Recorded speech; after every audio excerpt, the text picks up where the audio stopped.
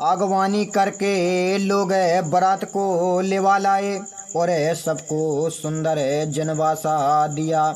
हिमालय की स्त्री मैना सुंदर आरती सजाकर साथ में स्त्रियों को ले सुंदर मंगल के गीत गाने लगी। सिया राम वे हाथ में स्वर्ण का थाल सजाकर सुंदर हाथ में ले प्रसन्न हो महादेव जी की आरती करने चली। किंतु जब शिव जी को विकट भेष में देखा तो उन्हें स्त्रियों को बड़ा भय हुआ। सिया राम वे भागकर अधिक डर के मारे घर में जा बैठी और श्री महादेव जी उस स्थान में गए जहाँ जनवासा था।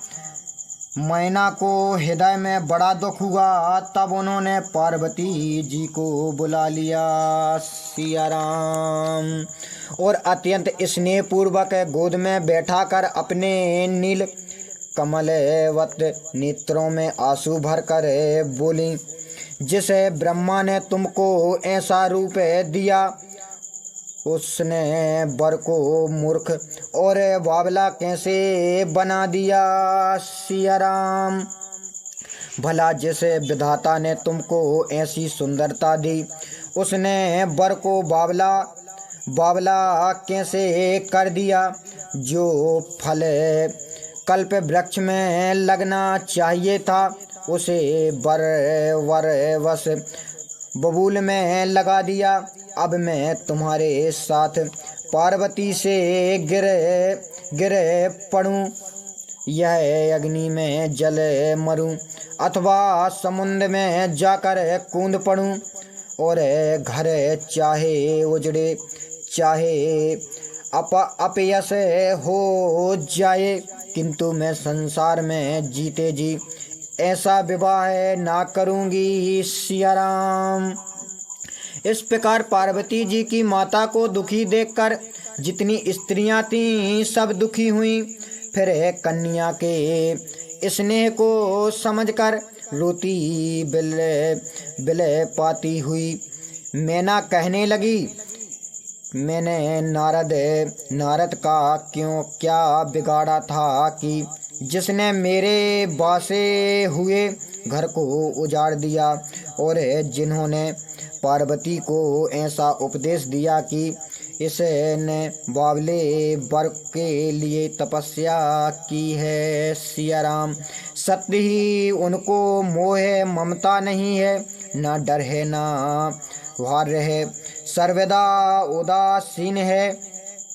उन्हें पराये घर घालकों को ना लाज है ना डर है, कहाँ है बंध्या स्त्री प्रसव की पीड़ा को क्या जानेगी। सिया राम तब माता को व्याकुल देख पार्वती जी ज्ञान युक्त मीठी वाणी में बोली, हे माता जी आप ऐसा विचार मत करो, ब्रह्मा जी ने जो कुछ रचना कर दी है वह किसी के टले नहीं टलती। सिया राम यदि मेरे कर्म में बावला ही पति लिखा हो तो फिर किसी को दोष क्या लगाया जाए।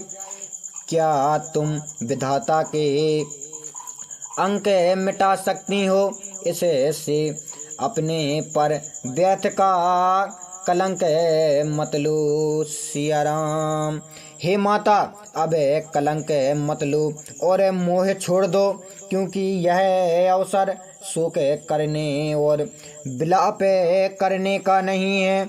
जो दुख सुख हमारे ललाट में लिखा है वह जहाँ भी हमें जावेंगी वहीं पावेंगी। श्री पार्वती जी के ऐसे कोमल और विनीत वचनों को सुनकर सब स्त्रियां सोचने लगीं और बारंबार अनेक भांति से ब्रह्मा को दोष लगाकर नेत्रों से आंसू बहाने लगीं। सिया राम उसी समय यह समाचार सुनकर देवर्षि नारद जी सप्त ऋषियों के साथ हिमाचल के घर जा पहुँचे सिया राम। तब नारद जी ने सबको समझाकर पार्वती जी के पूर्व जन्म की कथा का प्रसंग सुना दिया और कहा, हे मैना, तुम हमारी सच्ची वाणी सुनो। यह कन्या जगत की माता और भवानी है सिया राम। यह आजन्मा आनंदी शक्ति नाश रहित और सर्वदा श्री महादेव जी के अर्ध गणों में निवास करने वाली हैं। यह संसार को उत्पन्न करने वाली, पालन करने वाली और संहार करने वाली हैं, और जब भी इच्छा करती है तभी नर लीला करने को शरीर धारण करती है सिया राम। यह पहले राजा दक्ष के घर में सती नाम से सुंदर शरीर धारण कर उत्पन्न हो चुकी है, और वह वहाँ भी सती नाम से श्री महादेव जी को ही ब्याही गई थी। यह कथा सारे संसार में प्रसिद्ध है सिया राम। एक बार श्री महादेव जी के साथ आते हुए इन्होंने रघुकुल कमल दिवाकर भगवान श्री रामचंद्र जी को देखा था। तब इनके मन में ऐसा मोह उत्पन्न हो गया कि इन्होंने महादेव जी का कहना नहीं माना और भ्रम के कारण सीता जी का भेष धारण कर लिया सिया राम। जब सीता जी ने जो सीता जी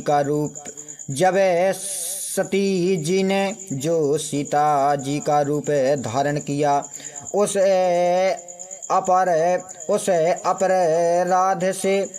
अपराध से श्री महादेव जी ने उन्हें त्याग दिया। तब पति के वियोग से अपने पिता दक्ष के यज्ञ में जाकर योगा अग्नि में जलकर भस्म हो गईं। अब उन्होंने तुम्हारे घर जन्म लेकर अपने पति के लिए कठिन तपस्या की है। ऐसा जानकर तुम समस्त संदेह को त्याग दो, क्योंकि पार्वती जी सर्वदा से ही महादेव जी को प्यारी हैं सिया राम। तब नारद जी का वचन सुनकर सबका शोक मिट गया और क्षण भर में ही यह संवाद समाप्त नगर वासियों के घर में फैल गई सिया राम। उस समय मैना और हिमाचल को ऐसा आनंद हुआ कि वह बार बार श्री पार्वती जी के चरणों की वंदना करने लगे। स्त्री पुरुष बालक युवा और वृद्ध नगर के सभी लोग बहुत आनंदित हो गए सिया राम। फिर तो नगर में मंगलिक गीत होने लगे। सब लोग अपने यहाँ स्वर्ण के कलश सजा दिए। पाक शास्त्रों के अनुसार अनेक प्रकार के व्यंजन तैयार हुए कि जैसा कुछ व्यवहार था सिया राम,